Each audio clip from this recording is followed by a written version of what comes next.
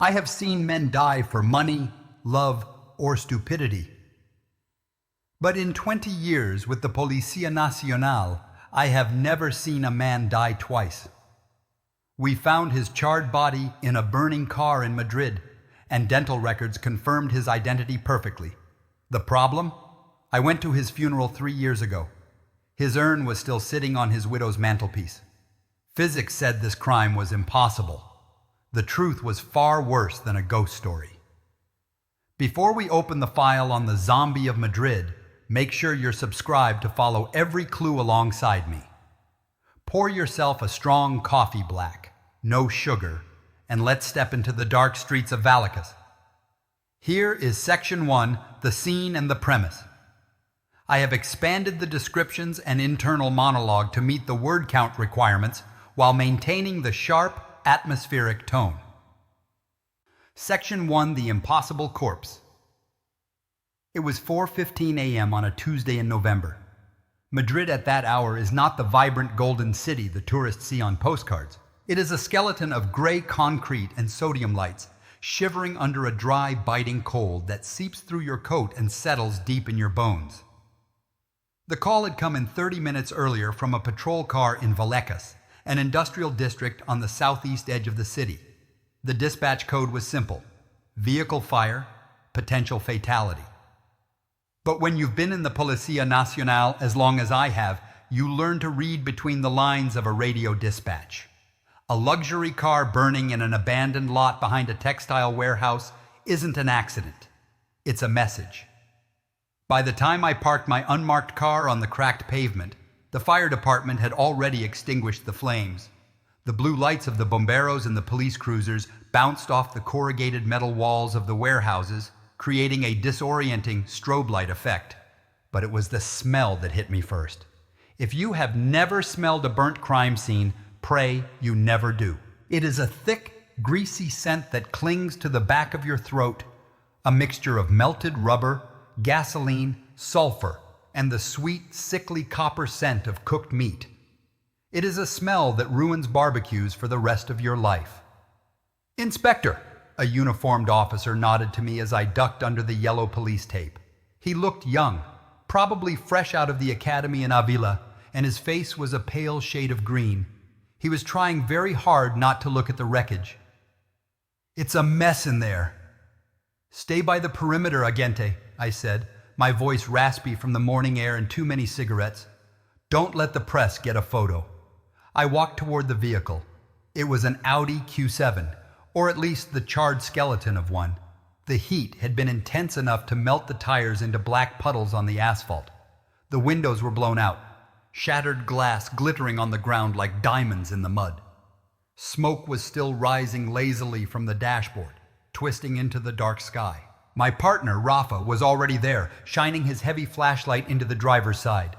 Rafa is 10 years younger than me, sharper with technology, and possesses a stomach made of iron. He was talking to the fire chief, taking notes on a tablet. "What do we have?" I asked, stepping up beside him. "Professional job," Rafa said without looking up. "Accelerant used, probably gasoline mixed with something sticky, maybe polystyrene, to make it burn hotter and longer. Whoever did this didn't want us to find anything." "And the driver?" Rafa stepped back and gestured with his flashlight. I leaned in. The body was slumped over the steering wheel, fused to the remnants of the seat. The fire had done its work. The victim was in what we call the pugilist pose, fingers curled, arms drawn in like a boxer protecting his face, caused by the heat shrinking the muscle fibers. The facial features were gone, the fingerprints were gone. It was just a black, carbonized shape that used to be a human being. "License plate is melted," Rafa continued. "But we pulled the VIN from the chassis. It's registered to a shell company in Panama. It screams drug trafficking, Inspector. A settling of accounts between cartels." I nodded slowly. That was the logical theory. Madrid is a gateway for cocaine entering Europe. We see these burnouts a few times a year. A deal goes wrong, someone steals a shipment, and they end up as ash in a vacant lot in Vallecas. It's brutal, but it's routine. "Get the Scientifica here," I said. And call Dr. Garrido.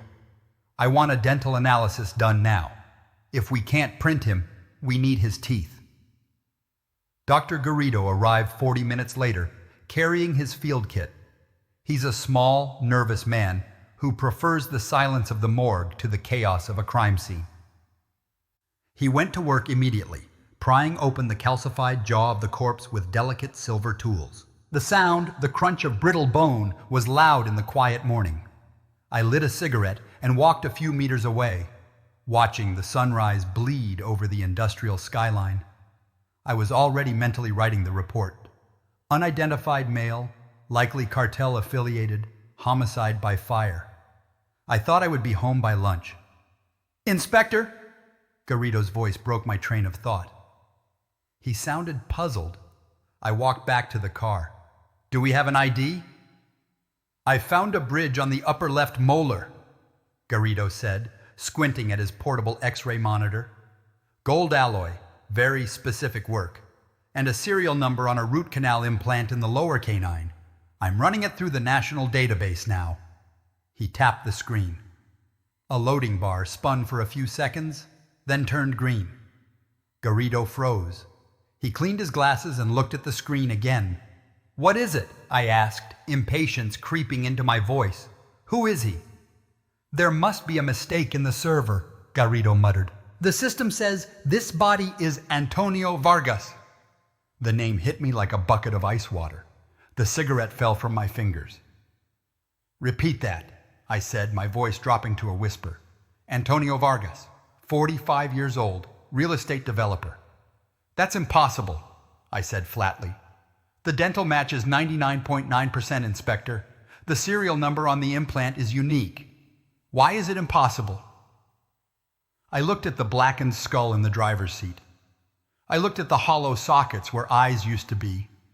My mind flashed back 3 years to a rainy afternoon at the Almudena Cemetery. I remembered the smell of lilies and wet wool. I remembered the heavy, polished mahogany of the coffin before the cremation service.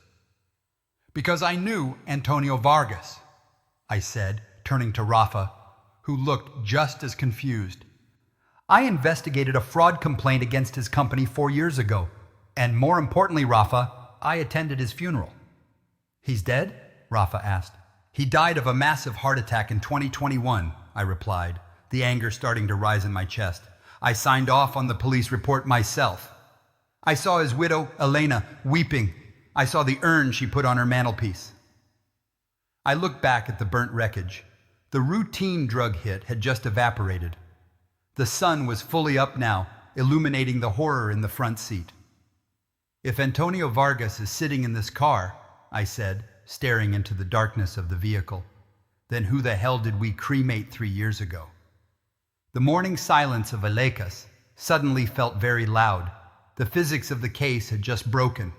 A man cannot die twice, which meant that for the last 3 years, a lie had been living in Madrid, a lie worth millions of euros, and someone had just struck a match to burn the truth. "Rafa," I snapped, buttoning my coat, "get the car. We're going to Salamanca. We need to have a very serious conversation with a grieving widow." We didn't go straight to the widow's house. In an investigation like this, you never walk into the lion's den until you know exactly how sharp the teeth are. Instead, we drove to the civil registry office. I needed to understand how a dead man had managed to walk the streets of Madrid for 3 years. "Paperwork," I told Rafa as we scanned the digital archives on his laptop in the car. "In Spain, death is just a stamp on a government form. If you buy the stamp, you buy the reality." The file on Antonio Vargas's first death was a masterpiece of bureaucratic fiction. Date of death, October 14th, 2021. Cause, acute myocardial infarction. Location, his residence. "Look at the doctor," Rafa pointed out. "Dr. Emilio Morales." "Run him," I said, lighting another cigarette to combat the smell of burning plastic that still clung to my clothes. Rafa's fingers flew across the keyboard. "Dr. Emilio Morales lost his medical license 6 months after signing this death certificate. caught selling opioid prescriptions to teenagers in Malasaña, currently serving 3 years in Segovia prison. And the funeral home? Servicios Funerarios El Descanso, Rafa Reed, small, family-owned. And would you look at that? Their records room was destroyed in an accidental electrical fire last year. Of course it was, I muttered. It was the classic playbook. A desperate businessman, a corrupt doctor, a shady undertaker, and a convenient fire. It was almost insulting how cliché it was. Armed with the proof of the fraud, we drove to the Salamanca district. This is the Madrid of old money-wide avenues, tree-lined streets, and doormen who look at police badges with a mixture of disdain and boredom. The Vargas apartment was a fortress of marble and mahogany on the 4th floor. When Elena Vargas opened the door, she looked exactly as I remembered her from the funeral. Elegant, fragile, and dressed in black, as if she were still in mourning. "Inspector," she said, her brow furrowing. "I don't understand. Is there news about the estate?" We stepped inside. The apartment smelled of expensive lilies and floor wax. On the fireplace mantel, sitting on a velvet doily, was the brass urn. It gleamed in the morning light. "Elena," I started, keeping my voice low and neutral. "We found a body this morning in Vallecas, in a burned car." She blinked, confused. "That's terrible. But why tell me?" "Because preliminary forensic tests indicate the victim is your husband, Antonio Vargas." For a moment, the room was silent. I watched her face closely. I was looking for the twitch of a liar, the rapid blinking, the look to the left, the defensive posture. But Elena didn't twitch. She just stared at me, her mouth slightly open, processing the words. "That is sick," she whispered. Her hand went to her chest. "Antonio is right there." She pointed a trembling finger at the urn. "I nursed him while he was dying. I held his hand when his heart stopped. I scattered half his ashes in the Mediterranean myself." "We believe Antonio faked his death," I said, stepping closer. "We believe the man you buried was a lie, and the man who died this morning was real." "Get out!" she hissed. The fragility was gone, replaced by the sharp indignation of the wealthy. "Get out of my house before I call your superiors." "We have a warrant to seize the urn, Elena," Rafa said, pulling the paper from his jacket. "And we need you to come to the comisaria for a statement." She didn't scream. She sank onto the sofa, her face draining of color until she looked like a wax statue. It was a convincing performance. Or maybe, just maybe, she really was the victim here. We took the urn. By noon, the lab results came back. The ash inside was wood ash mixed with crushed bovine bone. It was dog food filler. Antonio Vargas had definitely been alive. We brought in the most obvious suspect next, Luis Mendez, Antonio's business partner. If Elena was the picture of grace, Luis was the picture of a man drowning in stress. He was overweight, sweating profusely in a suit that cost more than my car, and he smelled of stale tobacco. "This is harassment," Luis shouted as soon as I walked into interrogation room 2. "I am a respected developer." "You're a broke developer who got saved by a €2 million life insurance payout 3 years ago," I said, dropping the file on the metal table. "Antonio's death saved your company, Luis. Did you know he was alive?"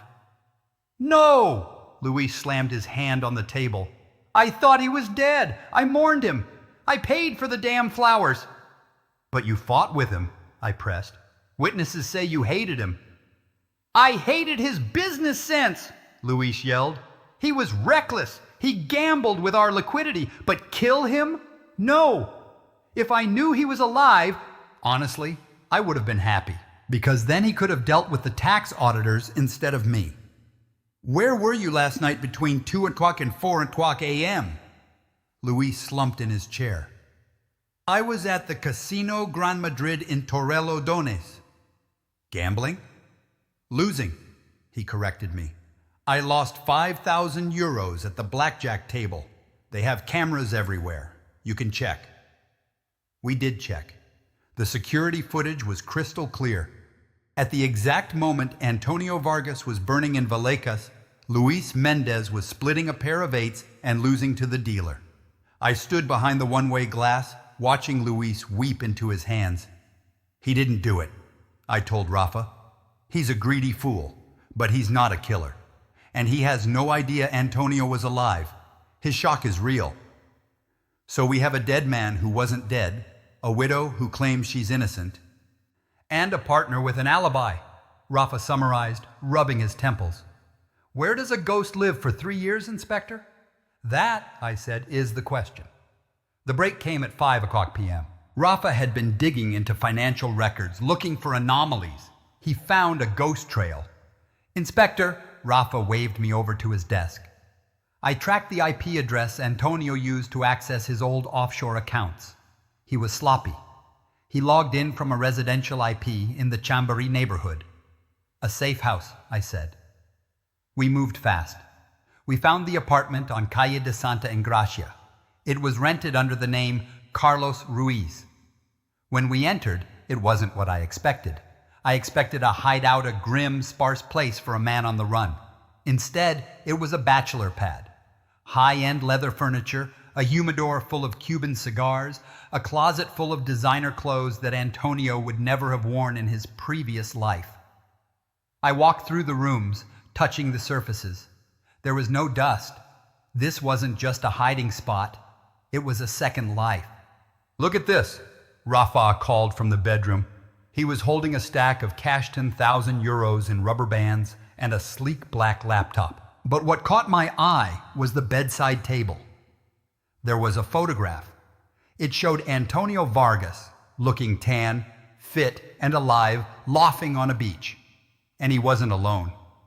He had his arm around a young woman. She was blonde, beautiful, and couldn't have been older than 25. Who is she? I asked. Rafa picked up a receipt from the nightstand. I don't know her name yet, but I know where they were going. Look at this.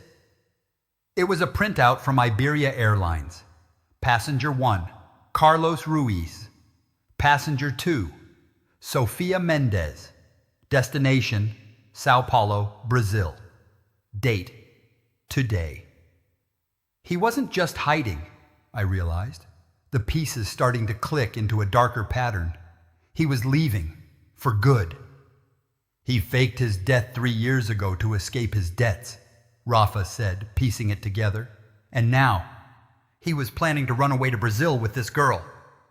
But someone stopped him, I said. I looked at the photo of the smiling girl. Find Sofia Mendez, Rafa. If she's his mistress, she's the only one who knows why he never made it to that flight. I walked to the window and looked out at the street. I thought about human nature. We always assume people kill for hate. But Antonio Vargas had died the first time because he loved money too much. Now, he had died for real. Why? Usually when a man tries to run away with a mistress, the danger doesn't come from the new lover. It comes from the life he's trying to leave behind. Rafa, I said, a sudden cold thought striking me. Go back to Elena Vargas's phone records. The widow. We checked them, Inspector. She was home all night. I don't care about last night, I said, turning around. Check her location history for the last 3 years.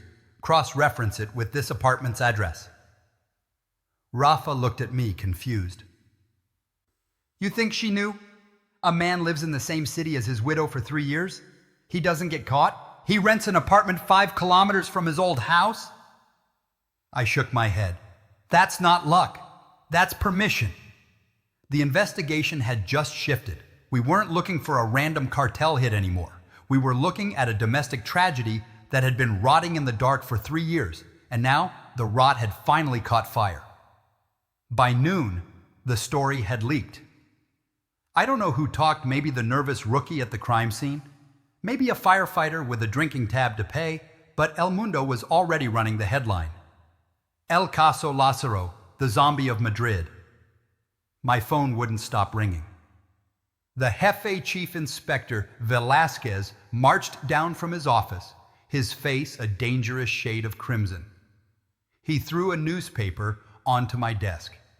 "Fix this, Inspector," he hissed, leaning close enough that I could smell his coffee breath. "The press is asking if the Policía Nacional checks for pulses or just guesses. We have a dead man who has been dead for 3 years, a missing 2 million euros, and the entire city laughing at us. Find the killer, or you'll be directing traffic in Ceuta by Monday." The pressure was suffocating. The station hummed with that specific chaotic energy that comes when a case goes political. Every eye was on us. "We need to find the girl," I told Rafa, grabbing my coat. "Sofia Mendez. If Antonio was running, she was the destination." We didn't have to look hard. We had the flight information. We sent a unit to Barajas Airport, Terminal 4. They found her sitting near the departure gate for Sao Paulo, crying into a paper napkin, staring at the empty seat next to her. We brought her into interview room 1. Sofia was 24, with wide, terrified eyes, and the kind of beauty that fades quickly under hard lights.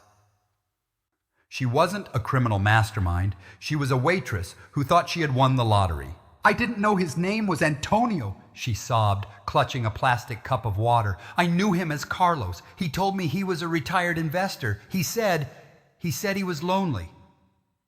"Did you know he was married?" I asked, leaning against the wall. "He said he was divorced," she insisted. "He said his ex-wife was crazy, that she was stalking him.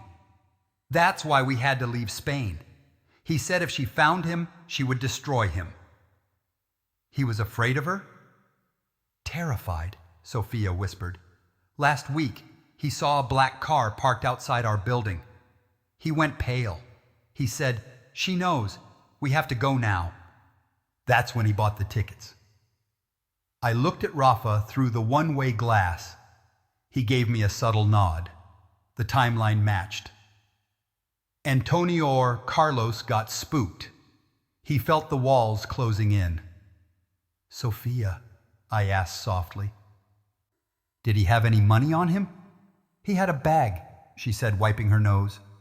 "He showed it to me once. It was heavy, stacks of cash. He said it was our future." We let her go with a warning not to leave the city. She walked out, a girl who thought she was the heroine of a romance novel, realizing she was just a footnote in a crime report. I went back to my desk. The pieces were drifting around in my head, but they weren't connecting. We had a man faking his death.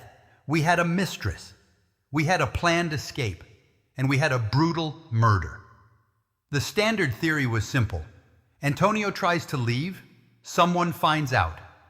Maybe a loan shark. Maybe a cartel connection he made during his ghost years. They kill him for the cash. But the brutality, the fire. Fire is personal. Fire is about erasing someone. "Rafa," I said, staring at the whiteboard where we had pinned photos of the suspects. I looked at Elena Vargas's face. The grieving widow. The woman who had fainted almost when we told her the news. "Run the geolocation data on Elena's phone again." Rafa sighed, rubbing his eyes. "Inspector, we did this. She was home last night. She didn't leave her apartment in Salamanca between 10:00 p.m. and 8:00 a.m. She has an alibi for the murder." "I don't care about the murder right now," I snapped. "I care about the lie. Check her history for the last 3 years. Cross-reference her movements with the address of Antonio's safe house in Chambéry." "You think she was stalking him?" Rafa asked, typing the command. "Sofia said Antonio was afraid of his crazy ex-wife. Maybe he wasn't lying about that part." The computer hummed. "The software we use maps cell tower pings to create a heat map of a subject's movements. It takes a few minutes to process 3 years of data." I lit a cigarette, ignoring the no smoking sign. The smoke curled up toward the ceiling. "Okay," Rafa said, his voice changing pitch. "This is weird." "What?" "Look at this pattern." I walked around the desk. On the screen, the map of Madrid was dotted with red points. There was a dense cluster around Elena's apartment in Salamanca. That was normal. But there was another cluster, a thick red blotch right over Calle de Santa Engracia, the safe house. She was there, Rafa whispered. A lot. When? Every Tuesday and Thursday afternoon, consistently, for 3 years. The pings last for about 2 hours each time. And look at the dates. The last visit was 3 days ago. My blood ran cold. The realization hit me so hard, I actually felt dizzy. It wasn't just a clue. It was a wrecking ball smashing through the entire premise of the case. She wasn't stalking him, I said, my voice low. You don't visit a stalker victim on a schedule. You don't go there for 2 hours like clockwork. I grabbed the photo of Antonio Vargas off the whiteboard. She knew, I said. She knew he was alive the whole time. So she was being blackmailed? Rafa suggested. He was forcing her to pay him? No, I said, shaking my head. Think about the money, Rafa, the insurance. 2 million euros. To pull off a fraud that big, you need someone on the outside. You need someone to identify the body. You need someone to cry at the funeral. You need someone to cash the check. Rafa's eyes widened. They were partners. Exactly, I said, pacing the room. The first death, the heart attack that was their project, they were in it together. The business was failing. They were going to lose everything. So they came up with a plan. Antonio becomes a ghost. Elena plays the widow. They split the insurance money. He lives in secret. She lives in public. And they meet twice a week to, I don't know, count the money, sleep together. So why kill him now? Rafa asked. If they were partners, why burn him? I reached for the printout of the plane tickets. The tickets to Brazil. Because he broke the contract, I said. I slammed the paper down on the desk. Look at the date. He bought these tickets 3 days ago, the same day as her last visit. She must have found them. Or he told her. The O moment clarified everything. It wasn't a crime of greed. It was a crime of absolute, devastating betrayal. Antonio Vargas hadn't been mourning a dead husband for 3 years. She had been waiting for him. She had lived a half-life, enduring the pity of her friends, wearing black, playing the role of the tragic widow, all while hiding the secret that her husband was alive and waiting for the heat to die down. She had sacrificed her entire public identity for their plan. And what did Antonio do? He used their stolen money to buy a one-way ticket to paradise with a 24-year-old girl. He wasn't just leaving the country. He was firing Elena. He was leaving her behind, with nothing but the fake urn and the risk of prison if the fraud was ever discovered. He was trying to fake his death again, I said, feeling a strange, dark admiration for the cruelty of it. He died once to fool the insurance company. Now he was trying to die to fool his wife. He was going to vanish to Brazil and leave her holding the bag. But she caught him, Rafa whispered. She didn't just catch him, I said, grabbing my gun from the drawer. She canceled his ticket. I looked at the clock. It was 7:00 p.m. She's at home, I said, waiting for us. She knows we found the body. She knows the clock is ticking. She's not innocent, Rafa. She's the mastermind. Do we have enough to arrest her? We have the phone data. We have the motive. And I bet if we test the drains in her bathroom, we'll find traces of the accelerant she used to wash her hands. Let's go, Rafa said, grabbing his keys. We moved fast. We ran to the car, sirens blaring before we even hit the street. But as we tore through the Madrid traffic, heading back to the luxury of Salamanca, I felt a knot of dread in my stomach. Antonio Vargas had fooled the doctors. She had fooled the insurance investigators. She had fooled her friends and family, and she had fooled me. A woman capable of living a lie for 3 years, of looking me in the eye and crying over a fake husband, was capable of anything. We weren't going to arrest a grieving widow. We were going to corner a woman who had already killed the only person she ever loved, and she had nothing left to lose.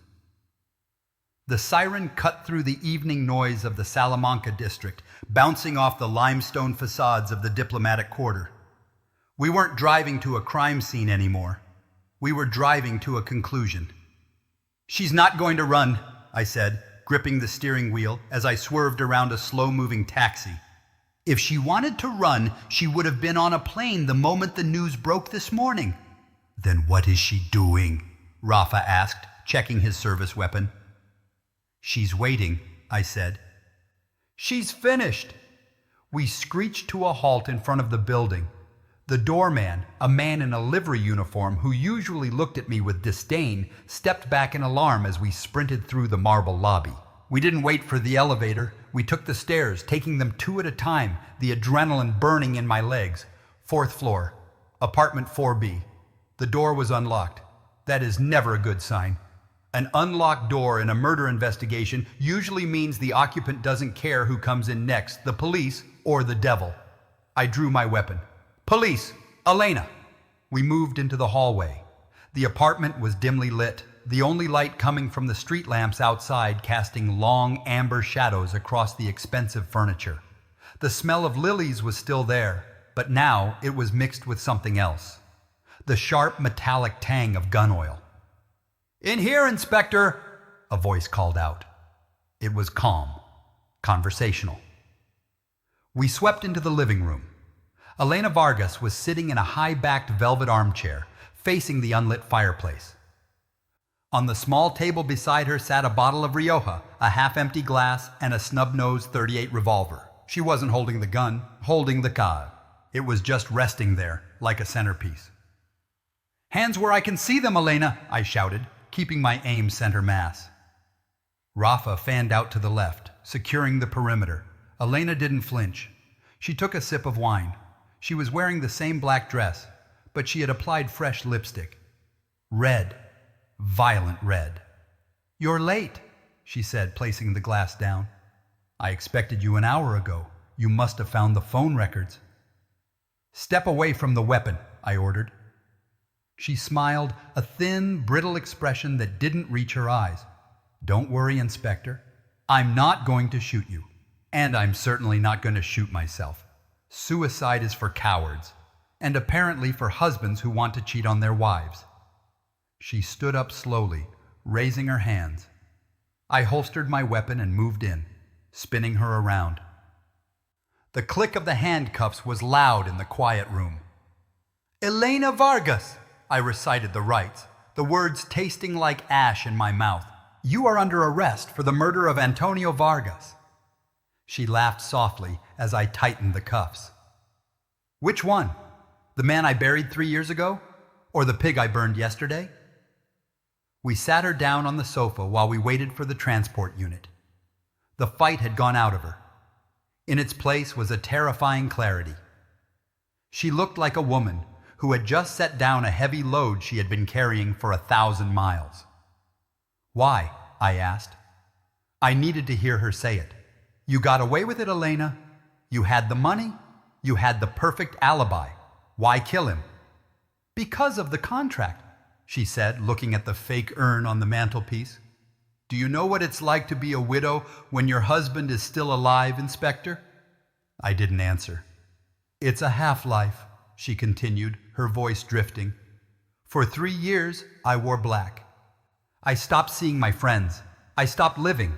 I became the grieving saint of Salamanca. And all for what? For the plan. We were partners. We were supposed to wait out the statute of limitations on the fraud, then move to Argentina, start over, together." "But he found someone else," I said. Her face hardened. The mask of elegance cracked, revealing the raw, jagged anger underneath. "I went to the safe house on Tuesday," she said. "Our usual day. I brought him cash. I brought him fresh shirts. And I saw the tickets on the counter, 2 tickets to Sao Paulo, and a brochure for a villa in Brazil." She looked at me, her eyes wet but furious. "He told me he was leaving early. I was so happy for a second. And then he told me I wasn't coming." "He was going to abandon you," Rafa said, his voice quiet. "He laughed at me," Elena whispered. "He said I had become too old and too sad. He said the widow act had made me boring. He was going to take our money, the money I lied for. The money I risked prison for, and spend it on that child. So you drugged him? He liked his whiskey. She shrugged. I put enough sleeping pills in his glass to knock out a horse. I dragged him to the car. I drove him to Vallecas. He was snoring the whole time. He didn't suffer. And the fire? He wanted to disappear, Inspector, she said, her voice dropping to a chill whisper. He wanted to be a ghost. He wanted to be untraceable. I just gave him what he wanted. I made sure no one would ever see his face again, especially not her. She looked at the door as the uniformed officers arrived to take her away. He died twice, she said, almost to herself. The first time we did it for money. The second time, I did it for dignity. We walked her out of the building. The press had arrived, the vultures of Madrid, sensing blood. Flashbulbs popped like lightning in the night, illuminating Elena's face. She didn't hide. She walked with her head high. The widow of the zombie, looking more alive in handcuffs than she had in 3 years of freedom. The aftermath of El Caso Lazaro was messy, as these things always are. The insurance company sued the estate immediately. They seized the apartment, the cars, the accounts. Elena Vargas went to prison with nothing, which ironically was exactly what she had been trying to avoid by faking Antonio's death in the first place. Luis, the business partner, was cleared of the murder, but charged with criminal negligence and tax evasion. He lost his company. Last I heard, he was managing a car rental agency in Toledo. And Sofia Mendez, the girl who was supposed to be in Brazil, we released her. She went back to her village in Extremadura. She cried when we told her Antonio was dead, but I think, deep down, she cried for the life she almost had. She was lucky. If she had gotten on that plane, she would have realized eventually that a man who can fake his own death is a man who has no soul to give. I sat in my office a week later, staring at the closed case file. The city outside was loud, the hum of traffic, and life continuing as always. We spend our lives terrified of death. We run from it, we hide from it, we try to buy more time. But Antonio and Elena Vargas had treated death like a transaction. They thought they could cheat the Reaper with a fake death certificate and an urn full of dog bones. But you can't cheat the truth. Lies have a weight. You can carry them for a while, maybe even for years. But eventually, the weight gets too heavy, and you have to drop it. Elena Vargas didn't kill her husband because of the money. She killed him because he tried to make her carry the weight alone. I picked up my pen and signed the final report. Case closed. In the end, Antonio Vargas got his wish. He is finally truly gone. But as I walked out of the station into the cold Madrid night, I couldn't help but think about the urn on the mantelpiece. We never did find out whose ashes were really in there. And honestly, I don't think I want to know. Some ghosts are better left in the dark.